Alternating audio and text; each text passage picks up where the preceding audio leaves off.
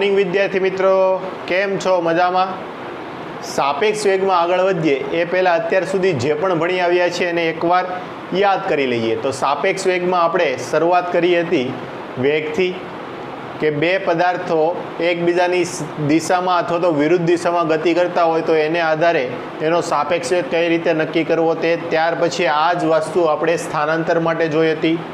ત્યાર પછી આપણે રિવર્ટ બોર્ડ પ્રોબ્લેમ જોયા હતા અને એમાં આપણે લઘુત્તમ અંતર લઘુત્તમ સમય સુધીની છે વાતચીત કરી હતી. ત્યાર પછી આપણે રેઇન અમ્બ્રેલા પ્રોબ્લેમ જોયા હતા, એટલે કે વરસાદ અને કોઈ માણસ ચાલે છે તો એને છત્રી કઈ દિશામાં રાખવી એ પણ ચર્ચા કરી હતી. હવે સાપેક્ષ વેગનો એક લાસ્ટ ટોપિક એટલે કે એરોપ્લેન વાઇન્ડ સ્પીડ, એટલે કે પ્લેન જ્યારે ઉડતું હોય છે ત્યારે જમીનમાં ઊભેલા વ્યક્તિની સાપેક્ષે પ્લેનની ઝડપ કેટલી હોય છે એને આધારિત છે આપણે ટોપિક જોવાનો છે. તો ચાલો આગળ વધીએ આ ટોપિકમાં.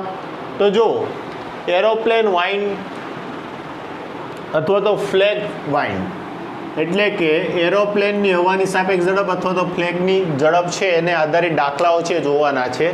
તો જો શરૂઆત કરીએ આપણે. ધારો કે આ પ્લેન છે, સમજી લેજો કે આ પ્લેન દર્શાવેલું છે. આ પ્લેન છે હવાની સાપેક્ષે 250 કિલોમીટર પ્રતિ કલાકની ઝડપથી ગતિ કરે છે અને આ પ્લેનની વિરુદ્ધ દિશામાં વેલોસિટી ઓફ વાઇન્ડ એટલે કે હવાની ઝડપ જમીનની સાપેક્ષે 100 કિલોમીટર પ્રતિ કલાક છે. ફરી એકવાર, વેલોસિટી ઓફ પ્લેન એટલે કે વિમાનની ઝડપ કોની સાપેક્ષે? તો કે પાછળ સાપેક્ષ પ્રમાણ આપેલું હોય, હવાની સાપેક્ષે એની ઝડપ 250 કિલોમીટર પ્રતિ કલાક છે અને જમીન પર હવા છે આપણને કેટલી અનુભવાય છે? 100 કિલોમીટર પ્રતિ કલાક. જમીન પર એટલે કે ગ્રાઉન્ડ પર એક વ્યક્તિ છે એ સ્થિર ઊભો છે તો એનો સાપેક્ષ વેગ જમીનની સાપેક્ષે 0 થઈ ગયો. તો વ્યક્તિની સાપેક્ષે તમને પ્લેન કેટલી ઝડપથી એટલે કે વ્યક્તિની સાપેક્ષે પ્લેનની ઝડપ છે આપણે મેળવવાની છે, એનો વેગ મેળવવાનો છે. તો આવો કોઈ પણ પ્રશ્ન આવે તો પહેલાં તો શું કરો? તો કે પહેલાં જે પણ આ માહિતી આપેલી છે એમને નોટ ડાઉન કરી લો. તો પહેલું આપણને આપી દીધું છે velocity of plane with respect two wind. એને જો હું સદિશ સ્વરૂપે બતાવું તો આ બાજુની દિશા એટલે કે 250 આઈ કેપ કિલોમીટર પ્રતિ કલાક. ઓકે, એક્સ અક્ષની દિશામાં જાય છે તો એ દિશામાંનો એકમ સદિશ છે મેં એને સાથે આપી દીધો. તેવી રીતે આપણને velocity of wind with respect to ground આપેલી છે એટલે કે જમીનની સાપેક્ષે હવાની ઝડપ આપી દીધી છે 100 કિલોમીટર, પણ એ માઇનસ એક્સ અક્ષની દિશામાં છે તો શું થઈ જશે?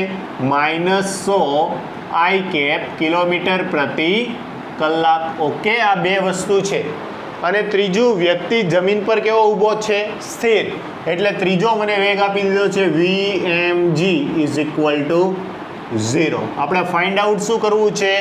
તો કે વ્યક્તિની સાપેક્ષે પ્લેનનો વેગ, વિથ રિસ્પેક્ટ ટુ મેન. આ છે આપણે શું કરવું છે? મેળવવું છે. ઓકે, તો આ વસ્તુ મેળવવાની હોવાથી આપણે આને શું કરીએ? સૂત્રનો કર્તા બનાવીએ. અથવા તો આ મેન ક્યાં ઊભો છે? ગ્રાઉન્ડ પર ઊભો છે તો વ્યક્તિની સાપેક્ષ કયો કે જમીનની સાપેક્ષ કયો, બંને કેવું આવવાનું છે? એક સરખું. તો જુઓ,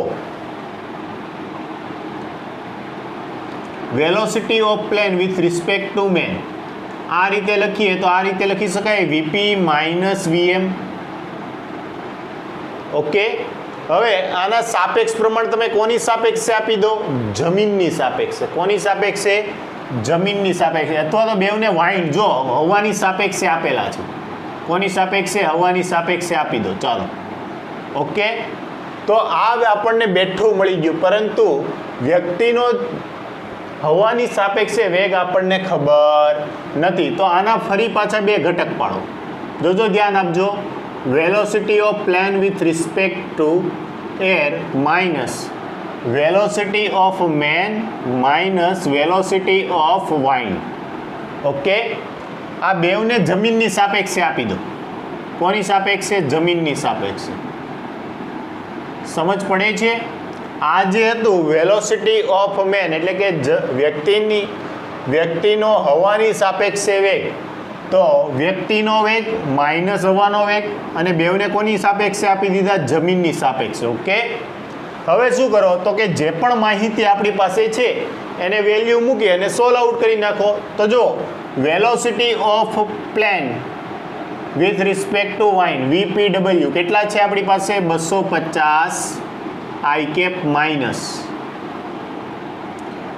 VMG અને VWG. તો velocity of main with respect to ground કેટલું આપેલું છે 0 માઇનસ VWG કેટલું આપેલું છે -100 I કેપ. સમજાય છે? આ માઇનસની નિશાની શેની છે તો કે આ ઓલરેડી હતી જ તે અને આ માઇનસ માઇનસ માઇનસ પ્લસ પ્લસમાંથી ફરી પાછું જાય તો માઇનસ 250માંથી 100 જાય તો કેટલા આવશે 150 I કેપ. ઓકે, કિલોમીટર પર અવર. તો જમીન પર ઉભેલા વ્યક્તિની સાપેક્ષે પ્લેનની ઝડપ કેટલી થઈ ગઈ 150 I કેપ કિલોમીટર પર અવર. એટલે કે આ દિશામાં પ્લેન છે અને 150 કિલોમીટર પ્રતિ કલાકની ઝડપથી ઉડતું હોય એવું એ અનુભવ કરશે. ફરી એકવાર શું કરવાનું છે, જેની સાપેક્ષ પ્રમાણ લેવું છે એની મેળવી લેવાનું. એને સૂત્રનો કરતા બનાવી અને સાદુરૂપ છે તમે આપતા જાઓ એટલે ઓટોમેટિક આવા પ્રશ્ન છે એનો ખ્યાલ છે તમને આવતો જશે. ઓકે, ચાલો હજુ પણ વધુ પ્રેક્ટિસ માટે જો આ દાખલો છે અહીંયા કમ્પ્લીટ થઈ ગયો. આગળ વધીએ. ધારો કે દાખલો આ રીતે આપેલો છે, જોજો હજુ પણ ધ્યાન આપજો.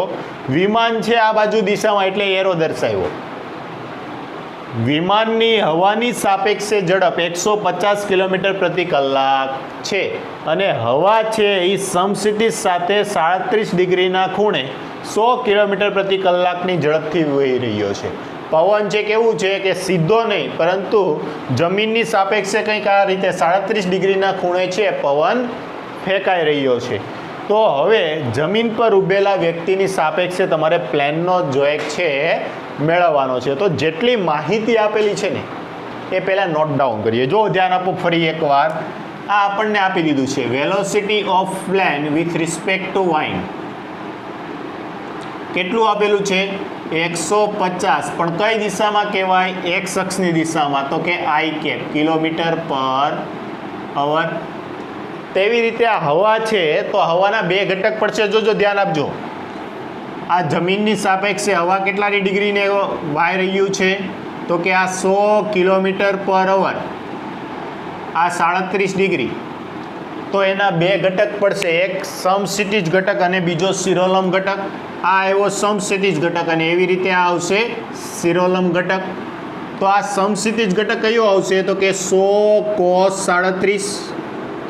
તેવી રીતે આ ઘટક કયો આવશે 100 sin 37. ઓકે, ચાલો 100 cos 37 એટલે cos 37 એટલે પાસેની બાજુના છેદમાં કર્ણ એટલે કે 4/5. તો આ કરો તો કેટલું આવી ગયું આ 80. તેવી રીતે આવશે 3/5. 5 આજે સાદુરૂપ આપો તો 20. 20 × 3 એટલે 60. તો આ જે હવા છે હવા એના હવાનો વેગ લેવું જમીનની સાપેક્ષે તો સદિશ સ્વરૂપે દર્શાવો. તો જો આ બાજુનો જે પણ ઘટક આવે 20 × 5 100. 20 × 4 એટલે 80. તો એમ કહી શકીએ 80 I કેપ પ્લસ આ કેટલું આવશે તો કે 60 J કેપ. ઓકે, બીજું તમને વ્યક્તિનો જમીનની સાપેક્ષે વેગ આપી દીધો છે 0 અને પ્લેનનો વેગ તમારે મેળવવાનો છે velocity of plane with respect to main.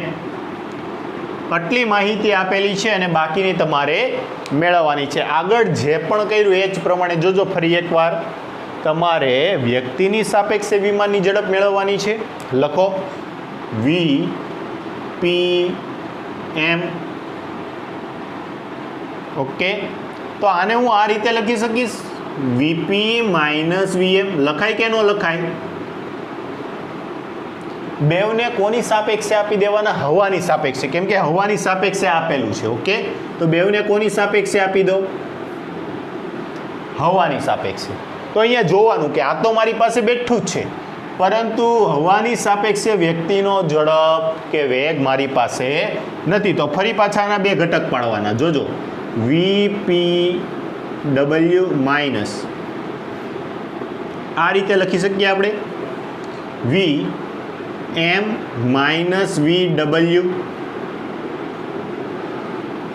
Okay, velocity of man minus velocity of wind કોની સાપેક્ષે? તો બેઉને જમીનની સાપેક્ષે આપી દઉં. કોની સાપેક્ષે? જમીનની સાપેક્ષે. હવે આમાં કિંમત મૂકી દો, અથવા તો પહેલાં માઇનસ સાઇન અંદર જ આવવા દો ને પછી કિંમત મૂકો, જે રીતે તમને અનુકૂળ આવે એ રીતે. જો આપણે છે પહેલાં કાઉન્સ છે એ છોડી દઈએ તો શું થઈ જશે? VPW minus VMG minus minus plus VWG. Okay, ચાલો VPW આની કિંમત મૂકો. કેટલી આપેલી છે? 150 I cap. Okay, minus VMG કેટલું છે? 0 પ્લસ VWG કેટલું આપેલું છે? 80 I cap plus 60 J cap.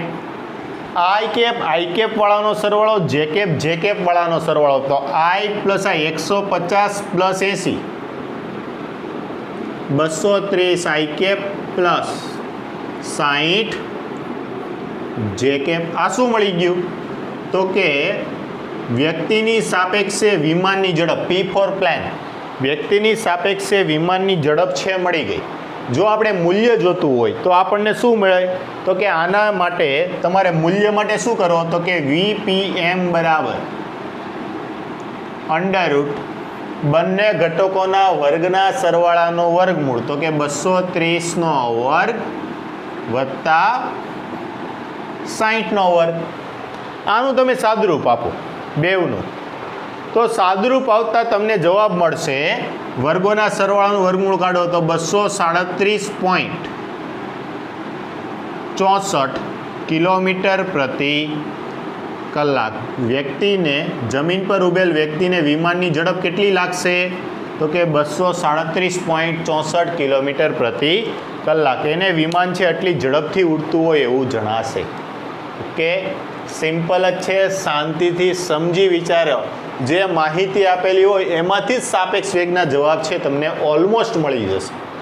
Okay, ચાલો આટલું નોટ ડાઉન કરો, પછી આગળ વધીએ.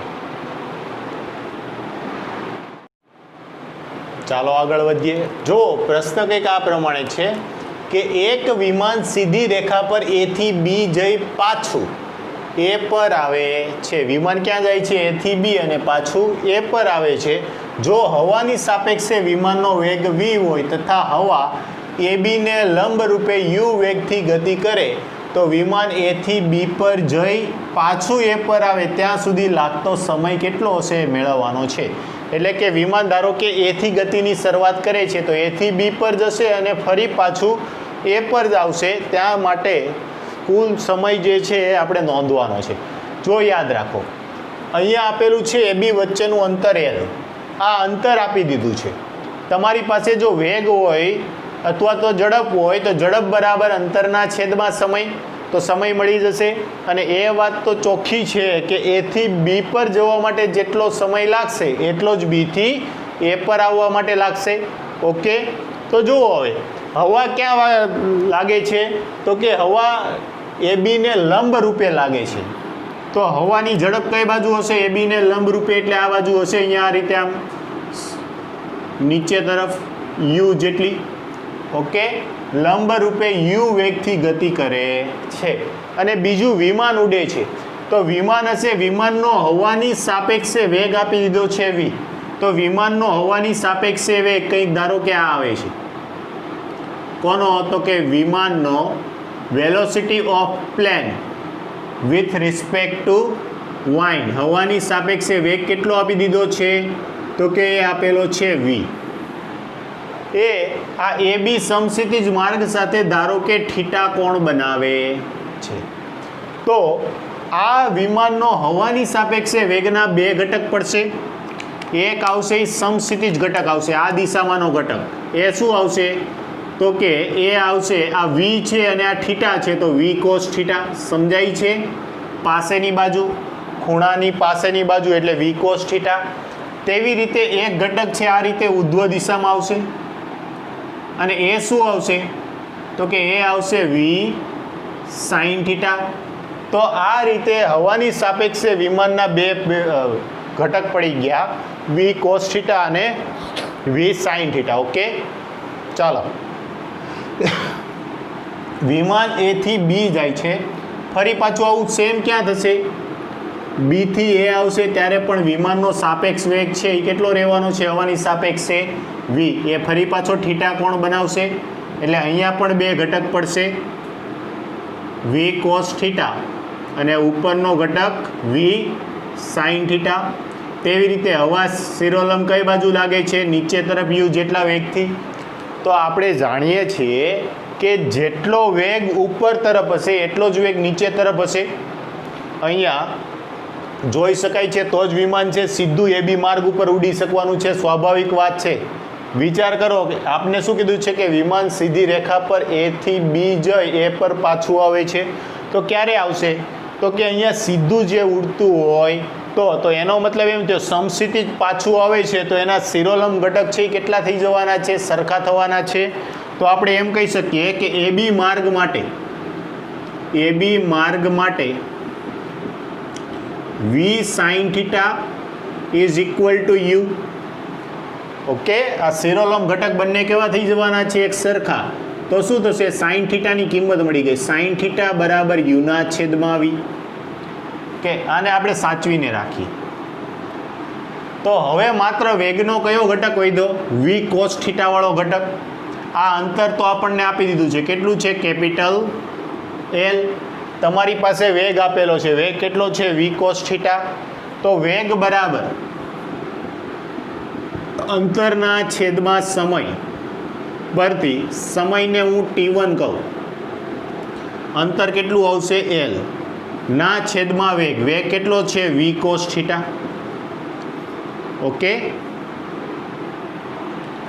હવે જો અહીંયા આપણે ધ્યાન આપો, cos square theta is equal to શું થશે, 1 માઇનસ સાઇન સ્ક્વેર થીટા. યાદ કરો ત્રિકોણમિતીય નિત્યસમ, cos square theta is equal to 1 minus sine square theta. તો cos theta is equal to શું થશે, cos theta is equal to વર્ગમૂળમાં 1 માઇનસ સાઇન સ્ક્વેર થીટા. તમારી પાસે સાઇન સ્ક્વેર થીટાની કિંમત છે તો કે હા મૂકી દો આમાં. તો કોસ થીટાને બદલે હું શું મૂકી શકીશ, ટાઈમ T1 બરાબર એલના છેદમાં વી વર્ગમૂળમાં 1 માઇનસ કોસ સ્ક્વેર થીટા.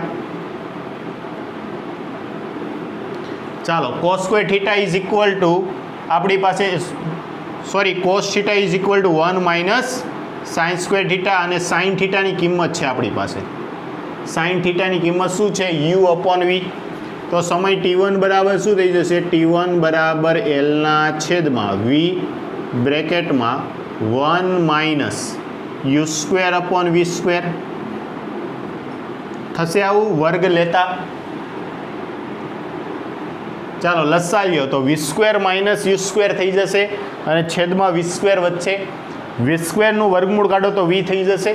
ચાલો, તો અહીંયા સમય શું મળશે આપણને, T1 બરાબર એલના છેદમાં વી વર્ગમૂળમાં V square minus U square upon V square.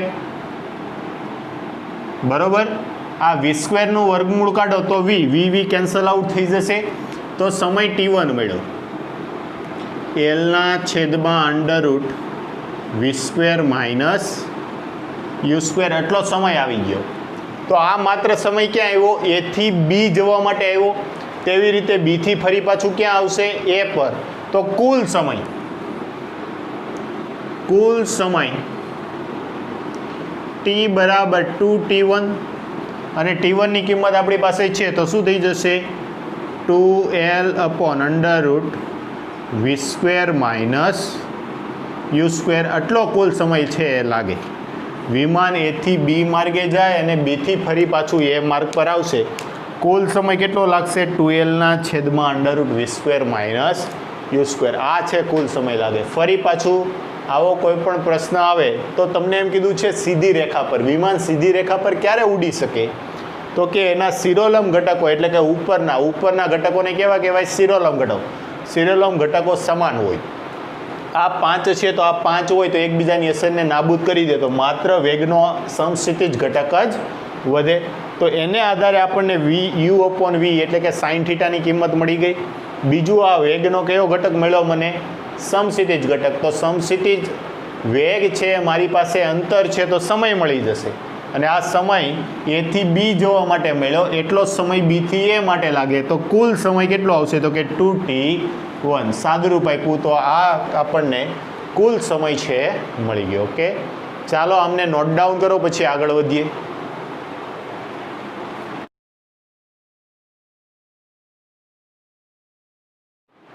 ચાલો આગળ વધીએ. તો જો પ્રશ્ન કંઈક આપણને એ પ્રમાણે આપેલો છે કે એક બોટ નદીની સાપેક્ષે 4 મીટર પર સેકન્ડના વેગથી પૂર્વ દિશામાં ગતિ કરે છે. પૂર્વ દિશામાં ગતિ કરે છે. જો ખ્યાલ ના આવે તો શું કરો? તો કે અહીંયા નાનું અમસ્તું તમે દિશા છે દર્શાવી દો. ઉત્તર, દક્ષિણ, પૂર્વ, પશ્ચિમ. અને જો ઇંગ્લિશમાં નામ ફાવતા હોય તો એના શોર્ટ અક્ષર છે દર્શાવી દો. ઓકે, તો આપણને એવું કીધું છે કે બોટ નદીની સાપેક્ષે 4 મીટર પર સેકન્ડના વેગથી પૂર્વ દિશામાં ગતિ કરે છે, એટલે આ દિશામાં, તથા નદીની ઝડપ ઉત્તર દિશામાં 2 મીટર પર સેકન્ડ છે. નદી કઈ દિશામાં વહી રહી છે? તો કે 2 મીટર પર સેકન્ડના વેગથી ઉત્તર દિશામાં, તથા હવાનો વેગ ઉત્તર દિશામાં 6 મીટર પર સેકન્ડ હોય તો બોટ પર ફટકાવેલો ધ્વજ કઈ દિશામાં ફરકશે? એની દિશા છે કીધી છે. બોટ ઉપર, બોટ એટલે કે વહાણ છે, નદી છે, એના ઉપર જે ધ્વજ ફરકાવેલો છે, આ ધ્વજ છે એ કઈ દિશામાં ફરકશે કીધું હોય. તો આવો કોઈ પણ પ્રશ્ન આવે તો તમારે ફ્લેગ એટલે કે ધ્વજ ફરકે છે તો એ કોની સાપેક્ષે? તો કે તમારે હવાની ઝડપ છે મેળવવાની. કોની સાપેક્ષે? બોટની સાપેક્ષે. બોટની સાપેક્ષે હવા કઈ દિશા, પવન કઈ દિશામાં ફૂંકાય છે એ જ દિશામાં તમારો ધ્વજ છે એ ફરકે. સ્વાભાવિક વાત છે, પવનની દિશામાં જ છે ધ્વજ છે એ લહેરાતો હોય.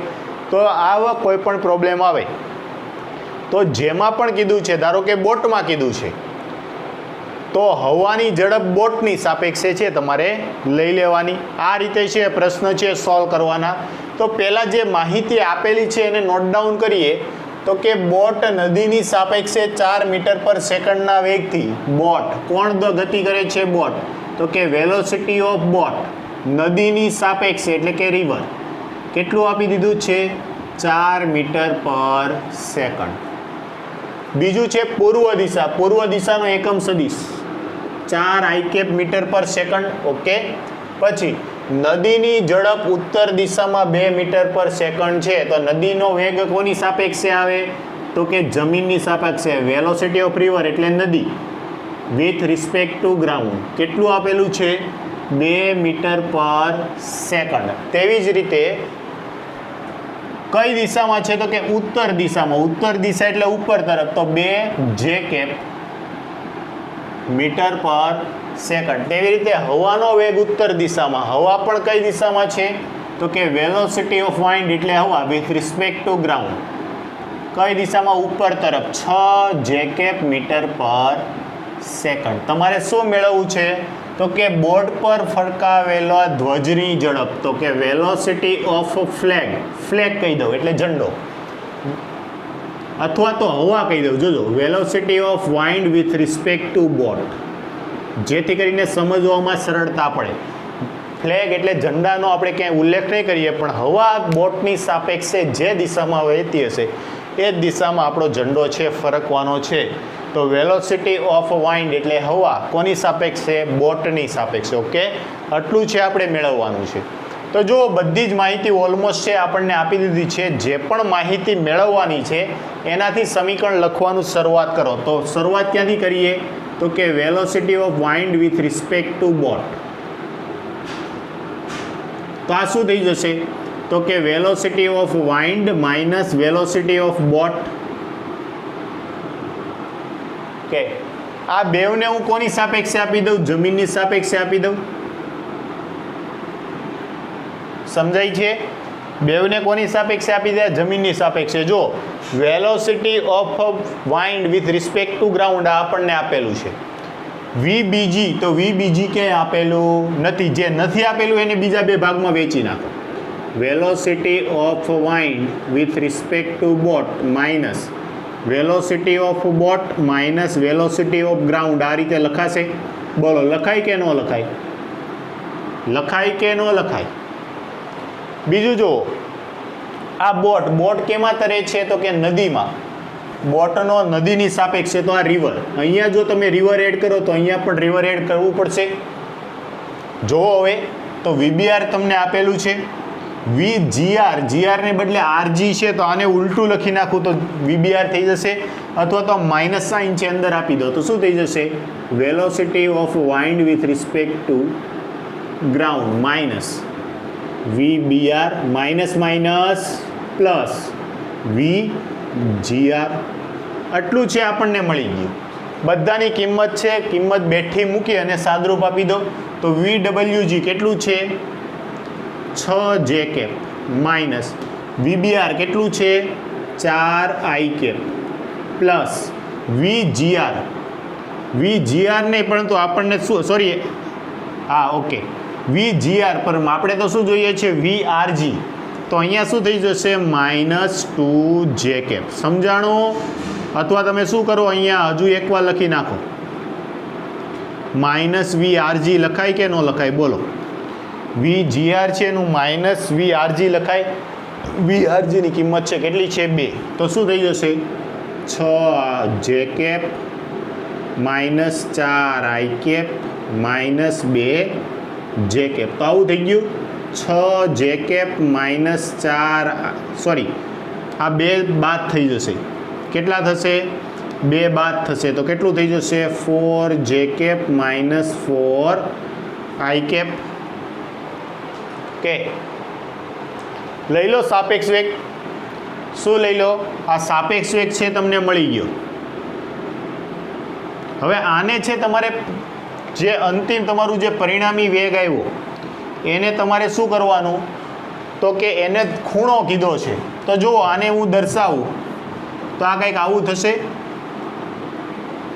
-4 જે કેપ એટલે આ દિશા અને +4 જે કેપ એટલે આ. એટલે પરિણામી વેગ છે કંઈક આ દિશામાં આવશે.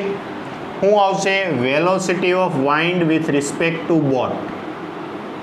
આ દિશામાં આવ્યો. હવે તમને ખૂણો મેળવવો છે. તો ધારો કે હું આ અક્ષ સાથેનો ખૂણો લઉં છું θ. તો આ કઈ થઈ? એક્સ અક્ષ સાથેનો ખૂણો થયો. એક્સ અક્ષ સાથેના ખૂણા માટે મેં તમને કીધું હતું શું કરવાનું? એક્સ અક્ષ સાથે જો ખૂણો બનાવતો હોય તો tan θ બરાબર વેગનો y ઘટકના છેદમાં x ઘટક. સમજાય છે? યાદ આવે છે? અથવા આને બેવને દર્શાવી દેવાના. જો આનું મૂલ્ય કેટલું? તો કે 4 આઈ કેપ. આનું જે દિશામાં મૂલ્ય એટલે કે આ મૂલ્ય દર્શાવો અથવા તો અહીંથી આ મૂલ્ય દર્શાવો. કેટલું આવશે? 4 જે કેપ. ઓકે, 4 આઈ કેપ 4 જે કેપ. હવે θ બરાબર tan θ બરાબર સામેની બાજુના છેદમાં પાસેની બાજુ. તો કે 4/4. તો tan θ બરાબર 1. તો θ બરાબર 45 ડિગ્રી. આપણો આન્સર છે એ મળી ગયો. કેટલા ડિગ્રી આવ્યો? 45 ડિગ્રી. તો જો પૂર્વ પશ્ચિમ, આ પશ્ચિમ દિશા છે, આ ઉત્તર દિશા છે. તો આપણે શું કરવું પડે? તો કે ઝંડો આપણને કીધું છે ને, બોટ પર ફરકાવેલ ધ્વજ કઈ દિશામાં? તો કે ઉત્તર પશ્ચિમ દિશામાં. ઉત્તર પશ્ચિમ દિશામાં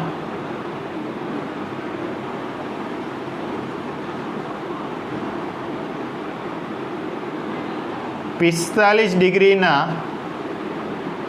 ખૂણે ફરકશે. આ આપણો આન્સર થઈ ગયો. હજુ પણ જો આપણે એનું મૂલ્ય જોતું હોય, શું જોતું હોય? મૂલ્ય. તો એ બોટનો ઝંડો જે ફરકે છે એનું કેટલા વેગથી ફરકે છે? તો મૂલ્ય માટે આપણે શું કરીએ? VWG બરાબર બંને વેગના ઘટકોના વર્ગના સરવાળાનું વર્ગમૂળ. 4 આઈ કેપ -4 નો વર્ગ. તો 4 નો વર્ગ 16 + 16 32. એટલે આને એવી રીતે કહેવાય 2 × 16, તો આ કેવું થઈ ગયું 4√2 મીટર પર સેકન્ડ. આ છે તમારો ફાઇનલ આન્સર છે, મળી ગયો, પૂરું થઈ ગયું. બોટનો સાપેક્ષ વેગ કેટલો? તો કે 4√2 મીટર પર સેકન્ડ. આ રીતે આન્સર.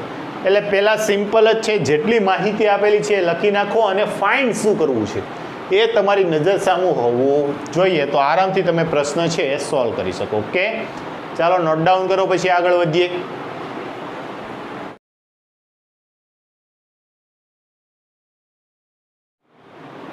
ચાલો આગળ વધીએ. જો હવે જોવાનું છે સ્વાધ્યાયનો દાખલા નંબર 4.14. ખૂબ જ ઇમ્પોર્ટન્ટ છે, ખાસ ધ્યાનથી તમે સમજો. એક બંદર, બંદર એટલે કે એક બંદર કે જ્યાં બોટ છે બાંધેલી હોય છે, એ બંદર પાસે હવા 72 કિલોમીટર પ્રતિ કલાકની ઝડપથી વહી રહી છે. આ બંદરમાં ઊભેલી નૌકા ઉપર, નૌકા એટલે નાવ, હોડી પર લગાવેલો ઝંડો નોર્થ ઈસ્ટ દિશામાં ફરકી રહ્યો છે. જો નૌકા ઉપર નૌકા ઉત્તર દિશામાં 51 કિલોમીટર પ્રતિ કલાકની ઝડપથી ગતિ કરવાનું શરૂ કરે તો નૌકા ઉપર લગાવેલો ઝંડો કઈ દિશામાં ફરકશે એ આપણને કીધું છે. ફરી પાછી આગળ જે પ્રશ્ન જોયો એ રીતે કઈ દિશામાં ફરકશે એ કીધું છે. જો પહેલાં તો આ સમજી લો કે હવાની હવા, બંદર પાસે હવા એટલે કે જ્યાં સ્થળ છે જ્યાં નૌકા બાંધેલી છે ત્યાં હવા 72 કિલોમીટર પ્રતિ કલાકની, હવા એટલે વાઇન્ડ, કેટલી ઝડપથી ફરકી રહ્યો છે? 72 કિલોમીટર પ્રતિ કલાક. ઓકે, અને આ બંદર ઉપર ઝંડો છે, જ્યારે નૌકા સ્થિર સ્થિતિમાં હોય ત્યારે ઝંડો છે આ દિશામાં ફરકે છે. બંદરમાં ઊભેલી નૌકા ઉપર ઝંડો છે નોર્થ ઈસ્ટ દિશા, એટલે કે આ નોર્થ, આ ઈસ્ટ, આ વેસ્ટ અને આ સાઉથ. તો નોર્થ ઈસ્ટ એવું કે એટલે એક્ઝેક્ટ વચ્ચે લઈ લેવાનું, 45 ડિગ્રીના ખૂણે. કેટલા ખૂણે? 45 ડિગ્રીના ખૂણે. આ 45 ડિગ્રીના ખૂણે ઝંડો ફરકી રહ્યો છે. તો મેં તમને આગળ જ કીધું કે જો ઝંડો ફરકી રહ્યો હોય તો તમારે વેલોસિટી ઓફ વાઇન્ડ, હવાની ઝડપ બોટની સાપેક્ષે લઈ લેવાની.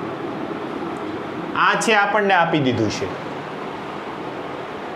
એનું મૂલ્ય કેટલું છે કંઈ આપેલું નથી. જો નૌકા ઉત્તર દિશામાં 51 કિલોમીટર પ્રતિ કલાકની ઝડપથી ગતિ કરવાનું શરૂ કરે, નૌકા કઈ દિશામાં? ઉત્તર દિશામાં.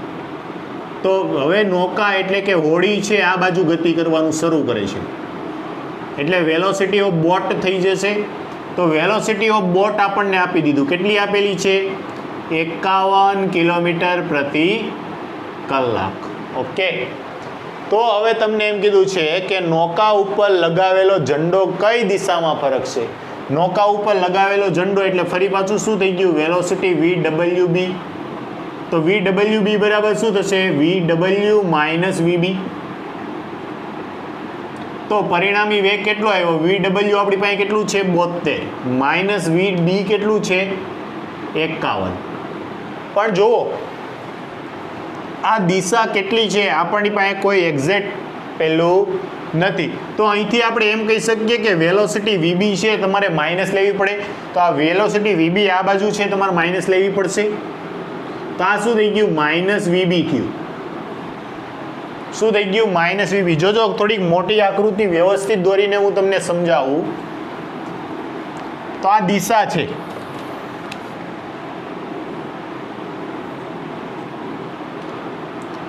આ નોર્થ, આ સાઉથ, આ ઈસ્ટ, આ વેસ્ટ.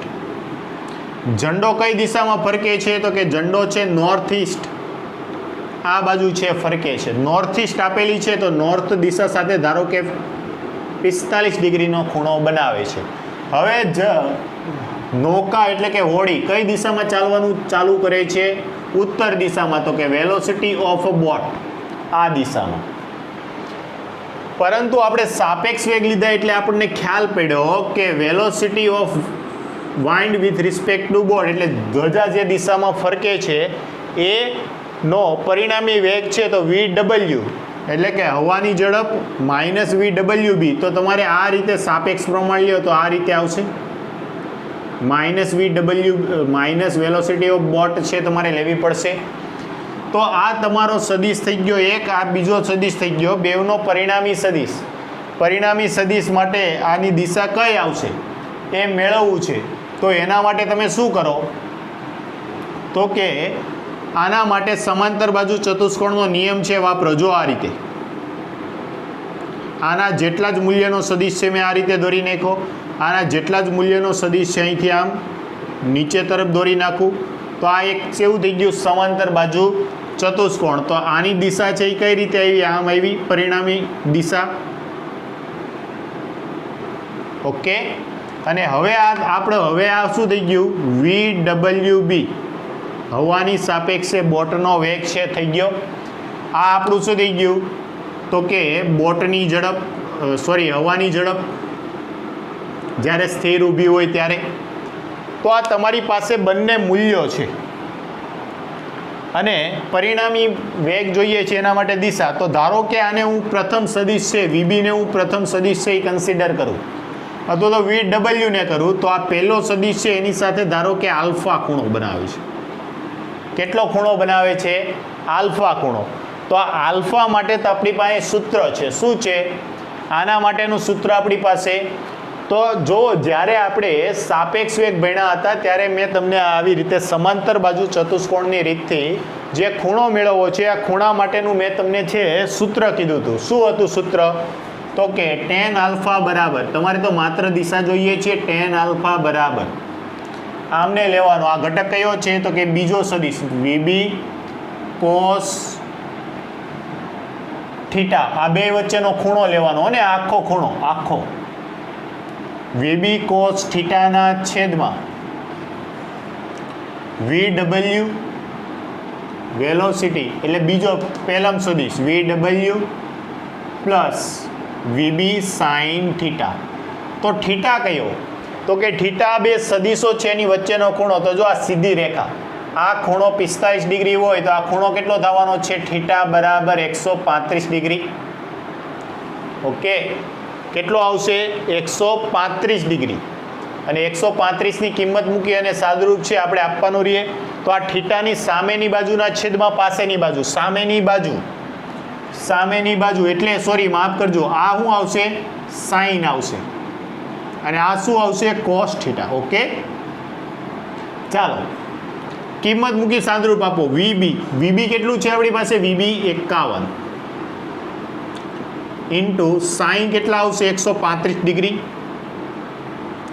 ના છેદમાં VW આપણી પાસે કેટલા છે 72 પ્લસ VB ફરી પાછું 51 કોસ 135 ડિગ્રી.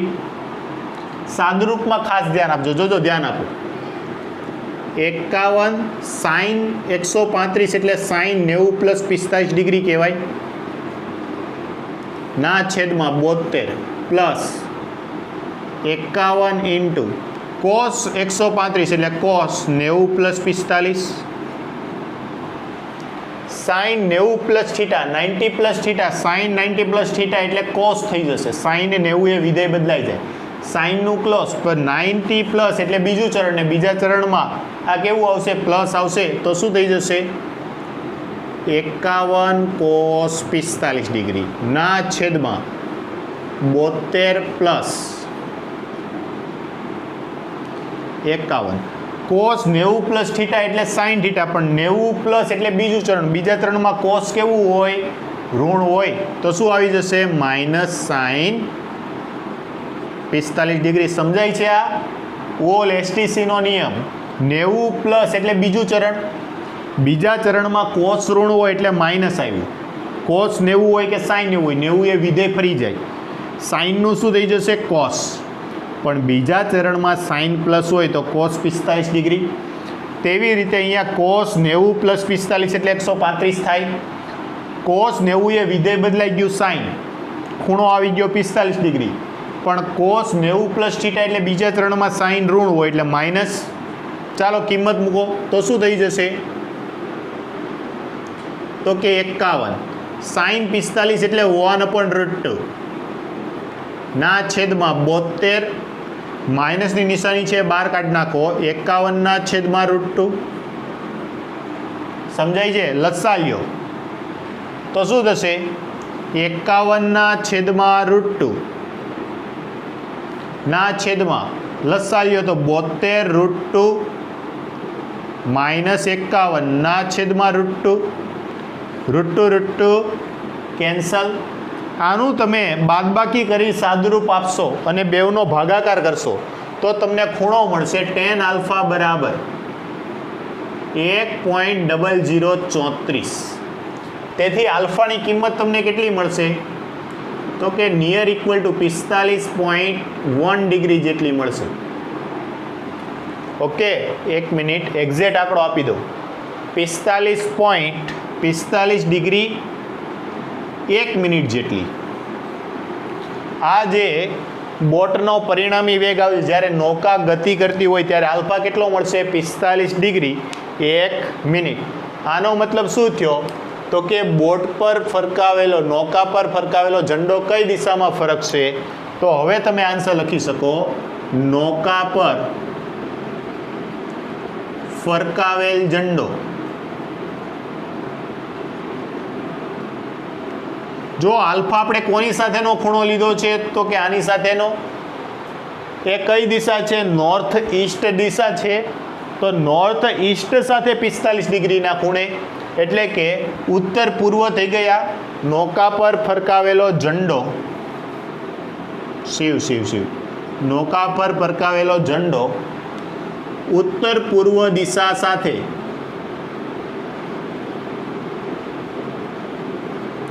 45 ડિગ્રી 1 મિનિટના ખૂણે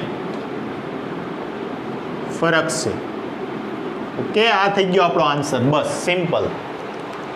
ફરી પાછું જો ધ્યાન આપો, તમને બોટની ઝડપ આપી હતી, હવાની ઝડપ આપેલી હતી અને બોટ જ્યારે સ્થિર હશે ત્યારે હવાની ઝડપ છે એ જ તમારે ઝંડાની ઝડપ થઈ ગઈ. તો ઝંડો જે દિશામાં છે તો આ હવાની ઝડપ થઈ ગઈ. કઈ દિશામાં? જો આ બંદર પર ઉભેલી નૌકા ઉપર લગાવેલો ઝંડો નોર્થ ઈસ્ટ દિશા, તો એનો મતલબ શું થયો કે હવાની ઝડપ છે ઝંડાની ઝડપ થઈ ગઈ 45 ડિગ્રી. બોટનો સાપેક્ષ વેગ લેવા માટે બેની બાદબાકી કરી એની ખબર પડી કે બોટનો વેગ મારે નીચે તરફ લેવો પડશે. તો પરિણામી વેગ છે કંઈક આ દિશામાં આવ્યો. તેથી આપણે જે સમાંતર બાજુ ચતુષ્કોણની મદદથી સાઇન અને કોસાઇનના નિયમો જોયા હતા એનો ઉપયોગ કરીને આપણે આને શું કર્યો સોલ્વ કર્યો. ઓકે, ખૂબ જ અગત્યનો દાખલો છે. 5 માર્ક્સમાં આ દાખલો છે આપણને પૂછી શકે. તેથી ખાસ શાંતિથી સમજી વિચારી અને છે આને તૈયાર કરવો. ત્યારે મેં તમને એમ પણ કીધું હતું કે તમારે ખૂણો જોતો છો તો ધારો કે પહેલા સદિશ સાથેનો ખૂણો જોતો છે તો બીજાનો બીજાનો સાઇન ઘટક ના છેદમાં પહેલું પ્લસ બીજાનો કોસ ઘટક. પહેલાનો સાઇન ઘટક, પહેલું કયું છે આપણું તો કે પહેલું કયું છે VW અને બીજું છે VB. તો બીજાનો સાઇન ઘટક ના છેદમાં પહેલું પ્લસ બીજાનો કોસ ઘટક અને પછી તમારે શું કરવાનું છે સાદુરૂપ આપવાનું છે. ઓકે, તો આજનો લેક્ચર છે આપણે અહીંયા સુધી જ રાખીએ. વ્યવસ્થિત સમજી વિચારીને નોટ ડાઉન કરો, પછી આપણે છે આગળ વધશું.